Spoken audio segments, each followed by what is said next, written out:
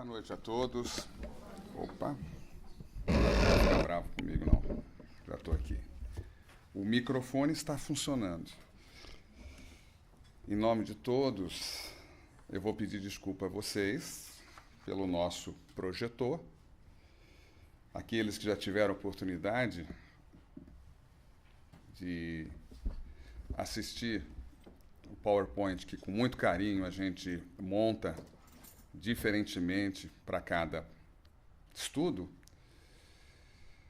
hoje nós não o teremos. É a minha segunda vez. Eu acho que é você. É algo que eu tenho que aprender. Talvez não seja para fazer mais os meus PowerPoints.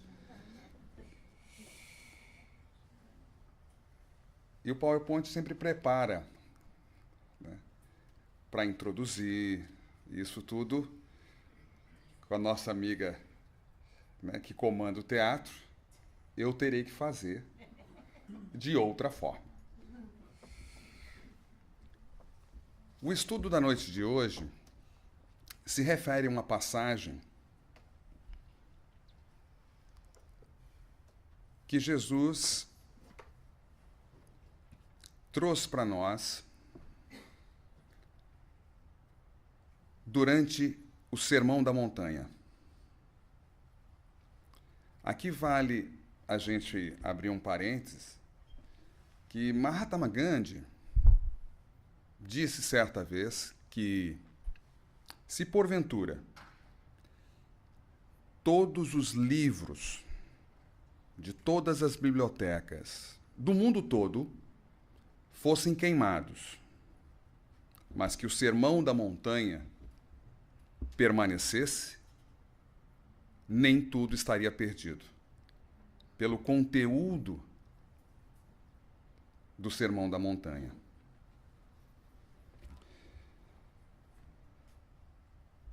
As palavras eram para estar aqui, num primeiro momento, mas na continuidade do estudo, nós teremos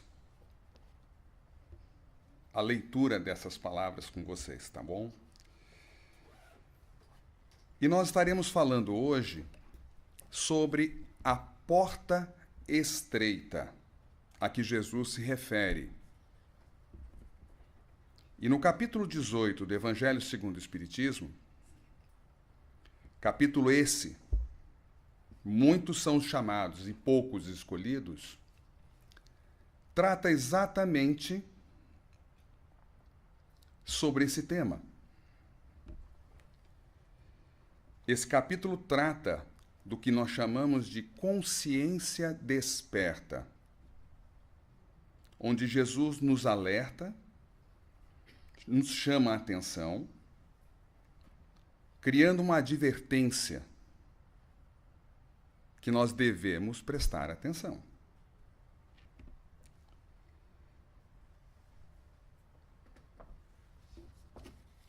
Eu vou fazer a leitura para ficar mais fácil de nós acompanharmos. Na verdade, ela aparece numa outra posição, mas espera só um minutinho, porque muda muito. Pois bem, Jesus diz o seguinte. Essa passagem é de Mateus, capítulo 7, versículo 13 a 14. Entrai pela porta estreita, porque larga é a porta e espaçoso o caminho que conduzem à perdição. E numerosos são os que por aí entram. Estreita, porém, é a porta e apertado o caminho da vida, e raros são os que a encontram. Como nós sabemos, Jesus lançava a mão das figuras de linguagem, conhecidas como parábolas, né? Nos tempos atuais a gente fala em metáforas. Por que será que Jesus utilizou-se dessa figura de linguagem chamada porta, Por que ele não falou para nós que estreitos são os caminhos, né, que nos levam a determinado local? Por que ele achou importante o uso dessa figura de linguagem, porta? E ele fala em porta estreita e porta larga. Ele cria uma diferenciação entre as duas portas. Isso nos dá uma ideia de que, naquele momento, ele está criando uma seleção. Alguns vão entrar pela porta estreita e outros vão entrar pela porta larga. Mas ele adverte que essa porta larga, ela tem caminhos espaçosos, além de ser mais fácil de entrar.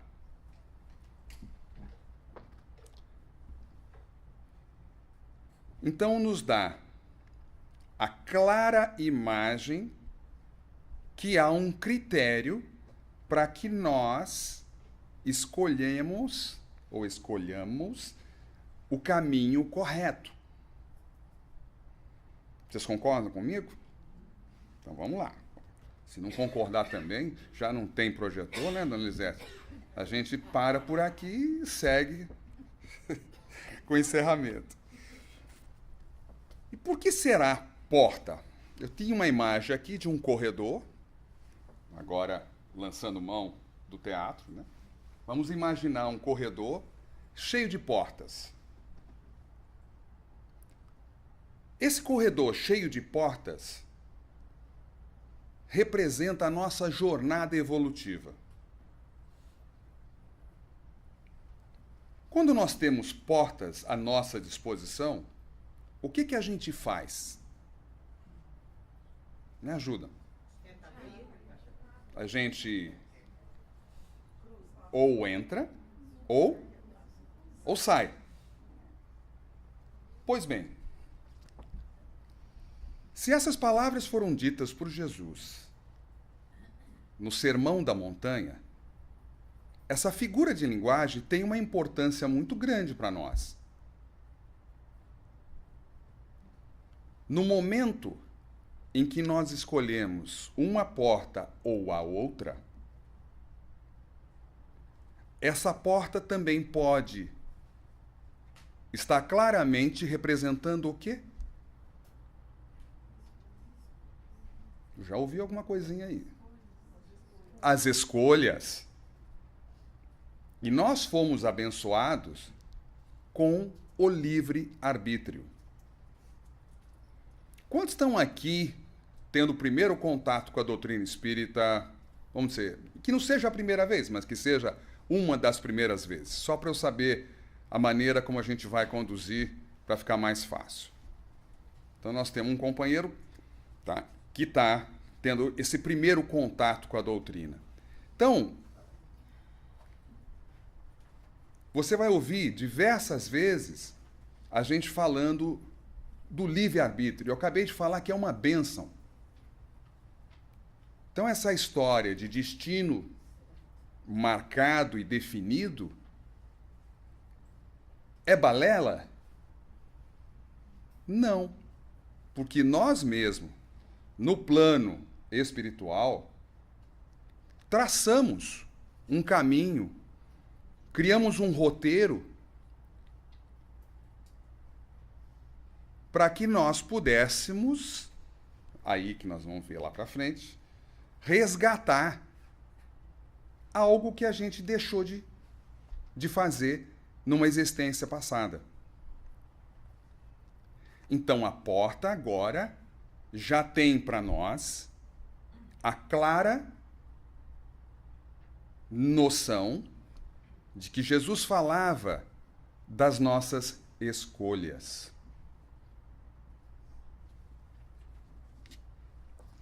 E o que vai determinar que nós façamos essa ou aquela escolha? Vou alertá-los que, se não responder, vou começar a indicar a cor da camisa, se é homem, mulher, com óculos, sem óculos, cabelo, sem cabelo, que vai responder.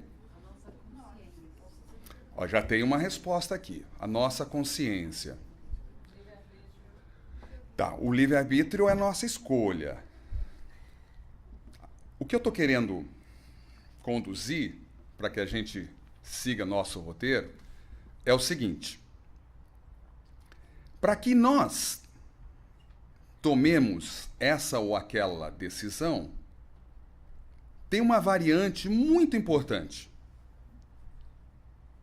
que é aonde nós nos encontramos dentro da escala evolutiva.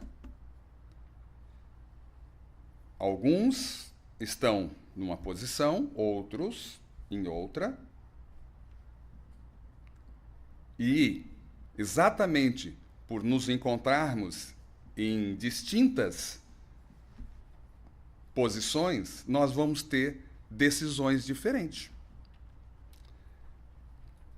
Aquele elemento que ainda é uma palavra que a gente usa muito, que ainda não transcendeu, não sublimou. Vamos dar, por exemplo, roubo. Tá? Eu posso dizer que essa já é algo, né? Já é algo que eu deixei para trás, que eu já sublimei, que eu não estou roubando, eu não roubo mais. Ainda não matei ninguém. Isso é coisa boa, né? Que devo ter sublimado os sentimentos primitivos que me levaram a matar as pessoas em vidas passadas. É muito complicado para você entender, você que está ouvindo pela primeira vez, não, né? Você já ouviu um pouquinho assim, de longe, então tá bom. Pois bem, como eu disse no início, o nosso estudo estava baseado, dá para a gente fazer outro parênteses. O mês de dezembro, ele nos brinda com estudos sobre o Evangelho. Como nós estamos começando o mês, esse estudo de saber por onde nós vamos entrar é muito bom. Todos nós, hoje, eu não escolhi fazer a palestra sem o projetor, mas estou aqui. Todos nós tivemos hoje uma escolha. A gente poderia ter ficado em casa, assistindo televisão, ter ido a um restaurante, ter visitado aquele amigo que já faz tempo que a gente não vai, né? Enfim, nós decidimos, por uma escolha diferente, que for estar aqui hoje. Então, ao entrar por aquela porta, nós estávamos buscando algo mais elevado. Vocês concordam que vocês ir para o teatro, ir para o cinema, dependendo da peça, né? Teatro espírita pode. Ir para restaurante, que espírita também tem, pode. Não, estou brincando, não é nada disso. Vamos fazer uma pausa para o merchandise nosso aqui. Então, e nós escolhemos estar aqui na noite de hoje. Pois bem, nesse estudo que eu falei, que está contido no capítulo 18, Kardec, com toda a sua metodologia, no capítulo 16, ele começa a introduzir o assunto para nós. E ele diz o seguinte: não se pode servir a dois senhores, a Deus e a Mamon. É isso? Mamon. É isso, não? Gostou, né? Tá vendo? Pois bem, o que ele queria dizer com isso? Pelo menos ninguém vai esquecer que é a Deus e a Mamon. uma mão. Não, não é isso não. É a mão. Em aramaico, mamon representava riqueza de bens materiais. Então vamos ler de novo. Não se pode servir a Deus e a riqueza de bens materiais. Por que será isso? Bens materiais, e desde aquela época, em aramaico, representava algo transitório. E Deus representava algo eterno. Tá vendo? O pessoal está acompanhando. Foi depois do terno, mas foi. Algo eterno. Nesse momento, o homem é chamado à consciência para entender Deus, pleno de amor, justiça, bondade, e mamon, riquezas materiais, algo transitório.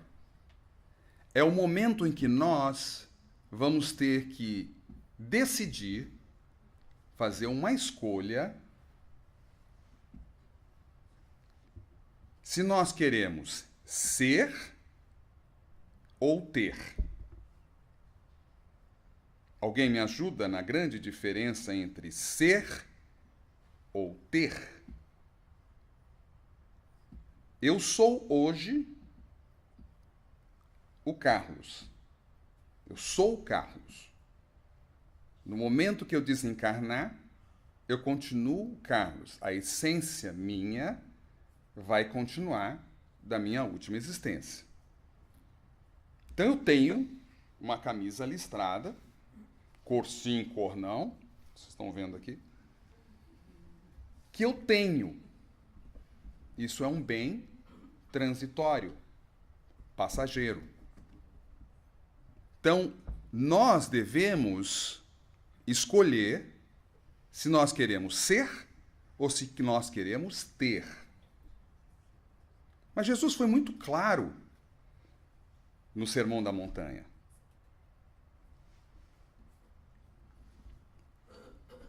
O capítulo 17, Kardec traz para nós um estudo que nós já trouxemos aqui na casa, do ser perfeito, que por si só ele dá um estudo completo, falando exatamente de nós seguirmos e termos consciência da importância dos valores atemporais ou valores permanentes. Vamos entender que agora nós já fomos despertos e Kardec inicia o capítulo 18. Muitos são os chamados e poucos escolhidos. Quando a gente faz a leitura inicial, que Jesus nos deixou: entrai pela porta estreita, porque larga é a porta e espaçoso é o caminho que a conduzem à perdição, e numerosos são os que por aí entram. Estreita, porém, é a porta e apertado o caminho da vida, e são raros os que as encontram. Jesus coloca desta forma para nós, buscando, naquele momento, alertar os discípulos da necessidade da escolha. Em Mateus, nos coloca exatamente essa leitura que eu fiz. Em Lucas, ele ainda diz que nós devemos nos esforçar, porque caso contrário, a gente vai entrar pela porta larga, que é mais convidativa. Os caminhos são largos, facilitam a nossa entrada.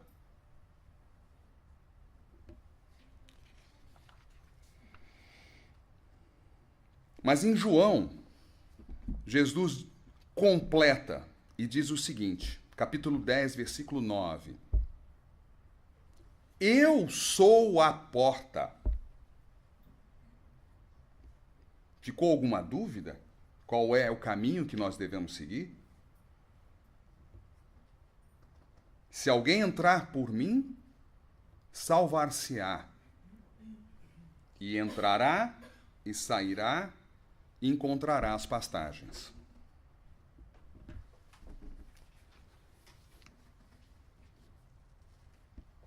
A espiritualidade maior, ela enfatiza que o homem, pelos seus esforços, pode vencer as más inclinações. Como que nós, espíritas, somos reconhecidos? A gente usa um símbolo, é azulzinho, está escrito assim, amor e caridade. Não é, né? Como que nós somos reconhecidos? Pelo esforço diário em domar as nossas más inclinações. E ainda tem um lado positivo e ainda tem um lado negativo. Como a gente tem a possibilidade de múltiplas ou sucessivas vidas, um pouco a gente faz numa vida, um pouco a gente deixa para a próxima e vai por aí afora. Será que Jesus, quando naquele momento crítico, importante, deixa uma mensagem de uma profundidade imensa? Será que ele falava para a gente que vocês façam tudo a seu tempo? Não tem problema. Vocês vão voltar várias vezes aqui e vão ter a oportunidade de fazer da forma correta. Com toda certeza, não.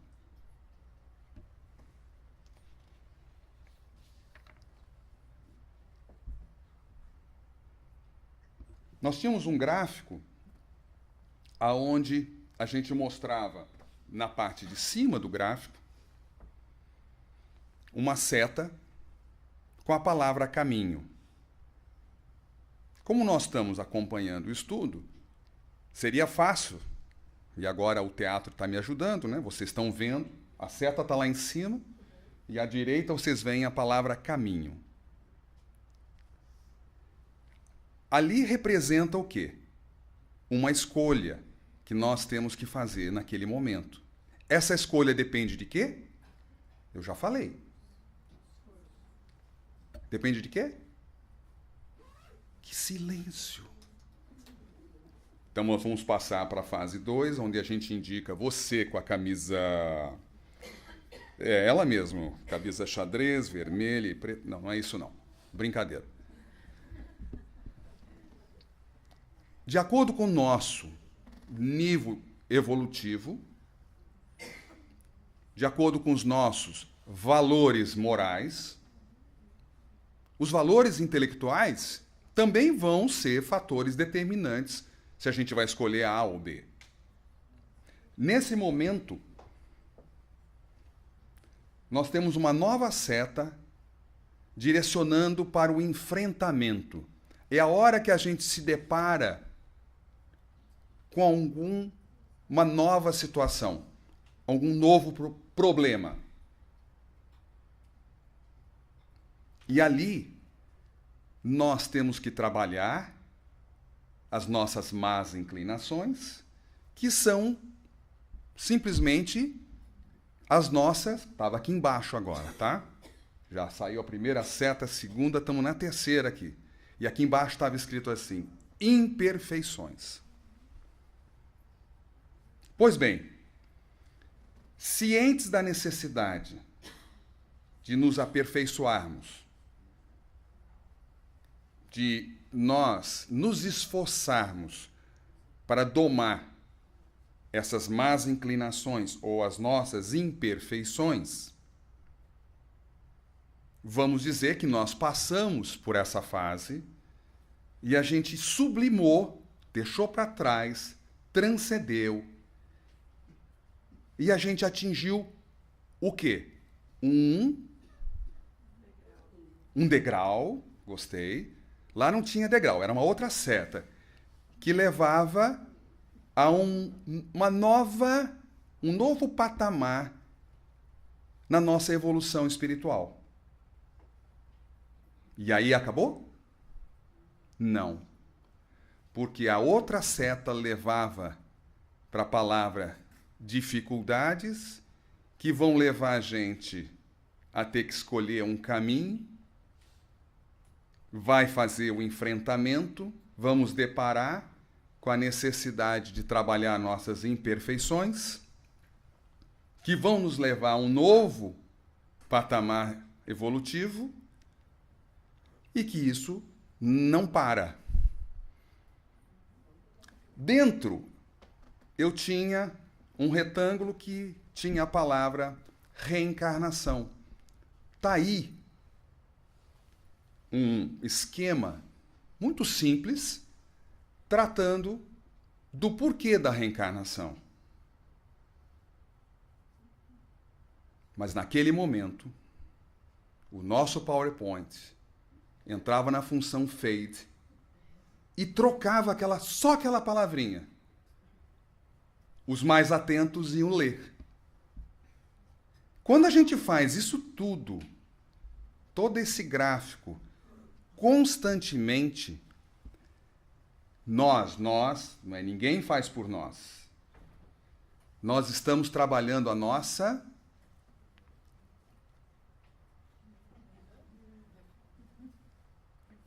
reforma íntima. Ninguém pode trabalhar nessas imperfeições. Dona Elisete, a partir de agora, a senhora está encarregada de trabalhar as minhas imperfeições.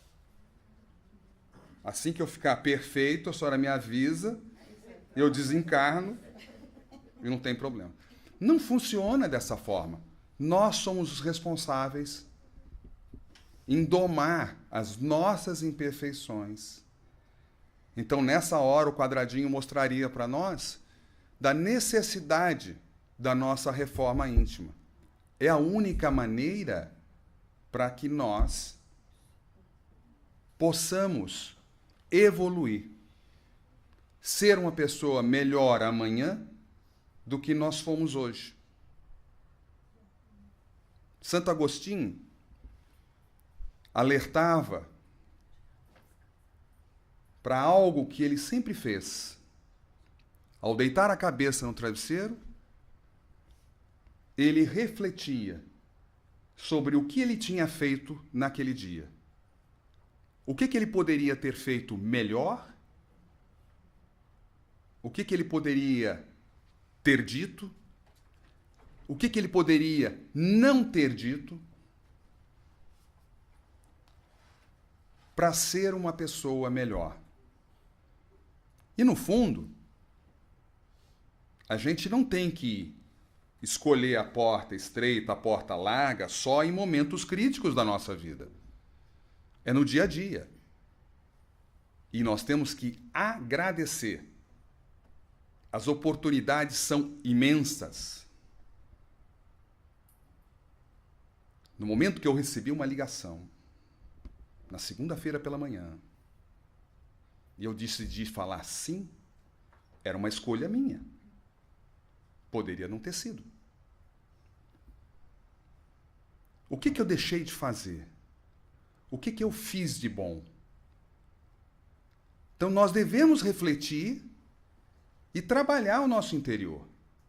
Sabe essas dificuldades que nós estávamos conversando agora? Quem é o responsável por todas elas? Tem gente que fala, Deus não gosta de mim. Porque, olha só, o meu vizinho, a vida dele é completamente diferente, é uma facilidade só.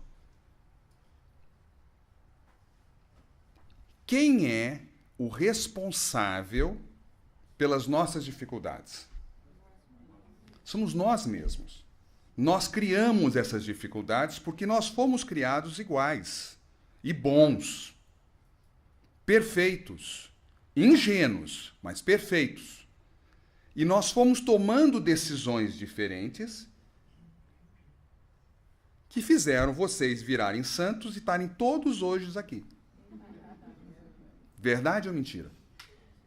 Mentira. Eu tinha gostado dessa versão.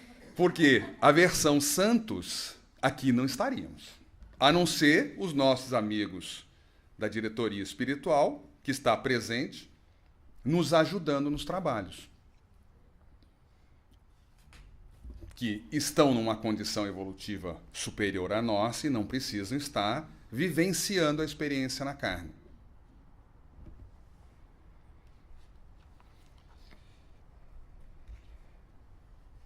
O capítulo 18, ele alerta que a humanidade tem vivido o que ele chama de dificuldade do homem tomar a decisão correta no momento correto. É muito importante que a gente entenda que as pequenas situações, aquelas que eu falei que a gente deve agradecer a todos os momentos, pensa no nosso dia de hoje. Em todas as situações, desde a aula que você acordou, que você chutou a ponta da cama, falou aquela palavrinha bonita, graças a Deus, chutei a ponta da cama. Sabe aquele elemento que resolve tex na hora que o sinal abre? Isso eu estou falando num horário tranquilo, né? A gente está subindo assim a Johnny Young, saindo do sul para norte. Está tudo tranquilo, mais ou menos 7h30, 8 horas da manhã, não tem trânsito. E ele fica parado, texting. E você parado atrás dele. Meu amigo, que bom que você está texting. Não perca nenhuma... Não é isso que a gente fala. Não é isso que a gente pensa. Muito antes de nós agirmos, algo é gerado dentro da gente que nós devemos trabalhar dia a dia. Não vou falar igual a presidenta, não, tá? Diuturnamente, né? De dia e de noite. Que são no momento em que nós geramos sentimentos ruins.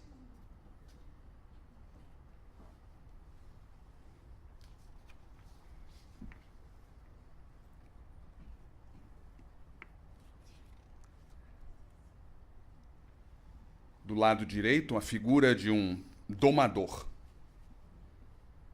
Do lado esquerdo tem o quê? O leão? Não. Tinha algumas palavras importantes que são a chave. E aí, se alguém quiser começar a gravar, é a parte mais importante. Fácil e simples também. O Evangelho fala para nós da importância de nós domarmos a ira, o orgulho, a inveja, o egoísmo, o ciúme, a gula, o desequilíbrio da sexualidade, dentre outros hábitos e sentimentos infelizes. Facinho, não é?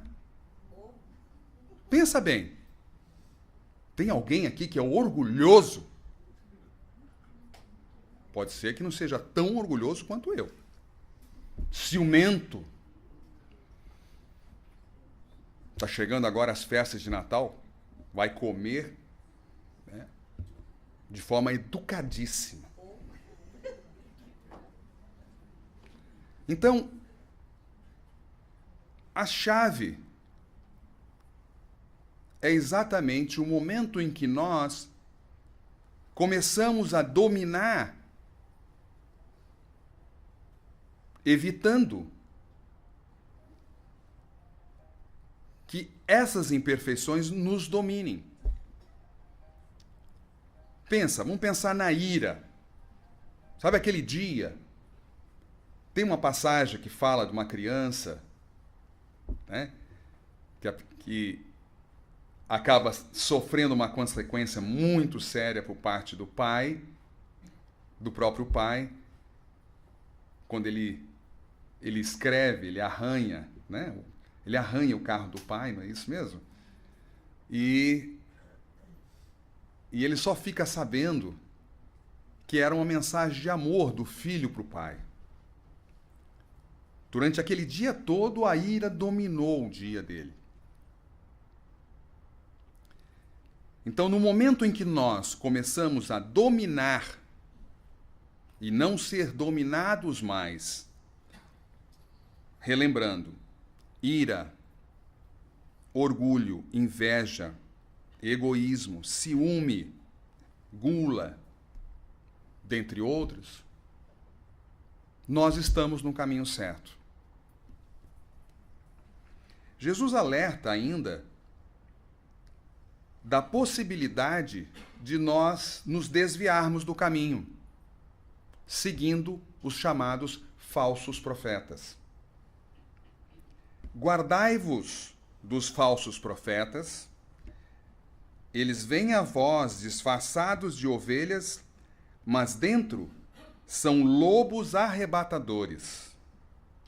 A única função deles é desorientar as pessoas.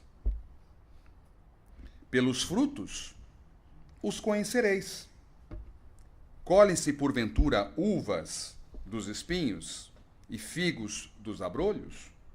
Toda árvore boa dá bons frutos, toda árvore má, maus frutos. Uma árvore boa não pode dar maus frutos. Nem uma árvore má pode dar bons frutos. Toda árvore que não der bons frutos será cortada e lançada ao fogo, pelos seus frutos os conhecereis. Mateus, ainda capítulo 7, agora versículo 15 a 20. A primeira citação é de 12 a 14, não é isso? 13 a 14. 13 a 14. Então Jesus está completando a sua fala.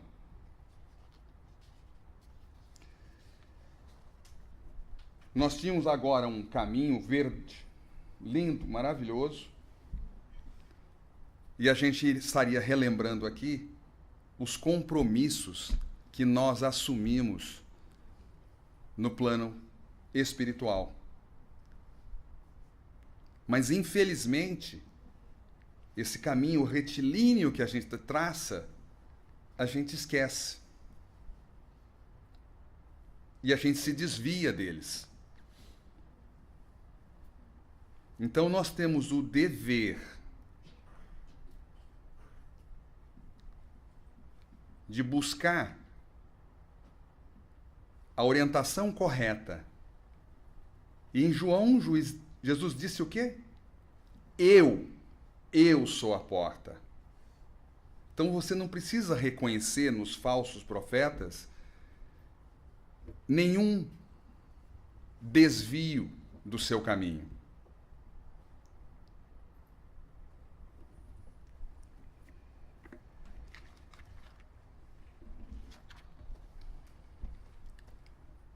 Joana de Ângeles, a mentora de Divaldo Pereira Franco,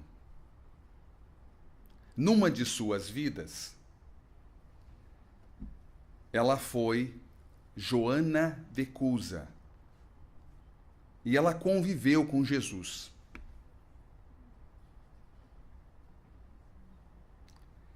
Ela foi condenada a ser queimada viva,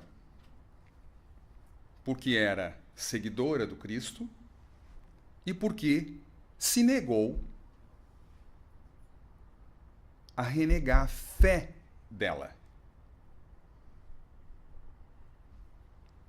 Qual foi o veredito? Queimada viva em praça pública, amarrada juntamente com seu filho. No momento, Humberto de Campos descreve essa passagem para nós, na psicografia de Chico. Então, no momento que as labaredas começam a consumir o corpo de Joana de Cusa, um dos soldados pergunta para ela: E aí? O seu Cristo só te ensinou a morrer? Ela encontra forças naquele momento em que as labaredas já a consumiam. E você estar sozinho ainda é uma coisa, mas você vê seu filho sendo queimado junto com você. Ela responde: não. Ele não só me ensinou a morrer, ele também me ensinou a amá-lo. Não amar o Cristo, amar esse soldado que a provocava. Não é forte demais para nós pensarmos como é que uma pessoa, durante aquele sofrimento, sofre uma provocação dessa e ainda responde que ela aprendeu com Cristo a amar aquele que a provocava naquele momento. Qual é a chave disso?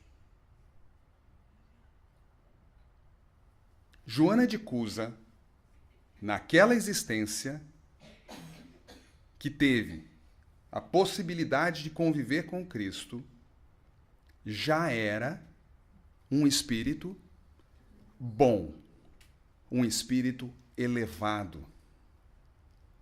Dentro dela, não mais existia aqueles sentimentos ruins que levaria qualquer um de nós, incluindo me, a responder, talvez agressivamente, a essa provocação. Mas dentro dela já não mais existia a maldade para blasfemar contra o soldado. O que nós podemos concluir disso? Joana de Cusa já tinha feito uma escolha. E a escolha dela foi a porta estreita. Vocês concordam? Por todas as dificuldades que ela tenha passado, ela ainda assim, sublimando essa maldade, ela escolheu a porta estreita. Mas nós, espíritas, sabemos que a gente pode vir várias vezes, que a gente não precisa ter pressa. Mentira. Sabe o que Jesus completa no Sermão da Montanha? Jesus conclui, exortando a seus discípulos, que depois de escutar as suas palavras, o mais importante, os seus ensinamentos, né? O mais importante era colocá-los em prática. Toda vez que nós temos a possibilidade de receber a informação, o ensinamento, ser relembrado, porque todos nós aqui, eu antes de vocês, né, que tive que estudar, vocês que estão aqui agora neste momento, têm agora a grande responsabilidade, e isso vocês vão ouvir várias vezes, que mais será cobrado de vocês do que daquele que não tem essa informação. E Jesus coloca de forma muito clara, e ele faz o uso da metáfora de construir a casa sobre a rocha. Ele diz o seguinte: aquele, pois, que ouve minhas palavras e as põe em prática, é semelhante a um homem prudente que edificou sua casa sobre a rocha. Caiu chuva, vieram as enchentes, sopraram os ventos e investiram contra aquela casa. Ela, porém, não caiu, porque estava edificada na rocha. Mas aquele que ouve minhas palavras, todas as palavras que nós falamos hoje aqui, vieram de Jesus, no Sermão da Montanha, no momento importante e crítico, e ele completou. Mas aquele que ouve as minhas palavras, não é as minhas, é a dele, e não as põe em prática, é semelhante a um homem insensato, que construiu a casa na areia. Caiu a chuva, vieram as enchentes, sopraram os ventos e investiram contra aquela casa. E ela caiu, e grande foi a sua ruína. Jesus falando, por metáforas, nos dava a ideia clara de que no momento em que nós utilizamos as palavras de Deus como uma casa que foi edificada na rocha, nós teremos todo um fundamento que vai nos sustentar, que vai nos ajudar em todo esse processo da nossa jornada, da nossa evolução espiritual. Então, a escolha que nós vamos fazer daqui para frente, ela tem que estar baseada, fundamentada nessa rocha, que é onde nós vamos ter do nosso lado a certeza de ter um Deus amoroso nos amparando. Então, cabe a nós não deixar para as próximas encarnações nos melhorarmos naqueles aspectos que a gente consegue melhorar. No capítulo 17, que falava do ser perfeito, a palestra ela é clara no sentido de dar dicas do que nós podemos e devemos fazer para nos melhorarmos, para sermos perfeitos. Mas o mais importante hoje é que a gente entenda que a figura de linguagem da porta estreita tem uma representação muito importante para nós. Ela é difícil e muitos vão buscar outros caminhos, porque são mais fáceis. Mas nós temos o dever e a responsabilidade de procurar nos melhorarmos a cada dia. Ser uma pessoa um pouquinho melhor do que nós fomos ontem. Ou do que nós fomos hoje de manhã. E eu estava aqui blasfemando. Cadê o projetor? E ele não quis nem saber. Ficou quietinho, apagadinho. É claro que eu estou brincando. Não blasfemei o projetor. Mas é claro, é fácil da gente entender que essas oportunidades elas surgem a todos os momentos. No momento que você dá passagem para alguém, na hora que você ouve o lamento de um amigo, ou que você tem a oportunidade de ajudar com uma palavra, a hora que você recebe um telefonema inconveniente e você ainda consegue ser amoroso, pensando que o Pai tem uma amorosidade infinita com a gente. Tudo vê, tudo cuida. Então, o que nós devemos fazer? A gente fechava com uma figura aqui da porta estreita, aonde Jesus aparecia caminhando. Era muito bonitinho. Mas dá para a gente imaginar. Tinha uma porta muito bonita, lá no fundo um céu azul lindo, e Jesus aparecia caminhando na porta. Porque ele falou, eu sou o caminho.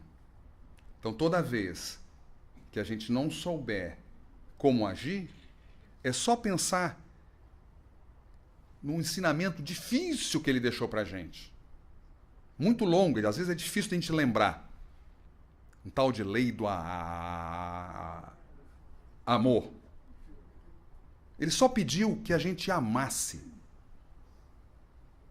Então, uma pessoa que ama, fica mais fácil de vocês encaminharem as suas decisões, as suas escolhas, e não deixe para amanhã.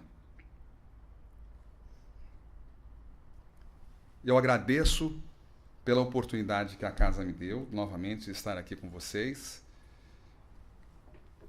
Acho que o nosso projetor não atrapalhou tanto assim. E muito obrigado pelo carinho de sempre. Tá? Uma boa noite para vocês.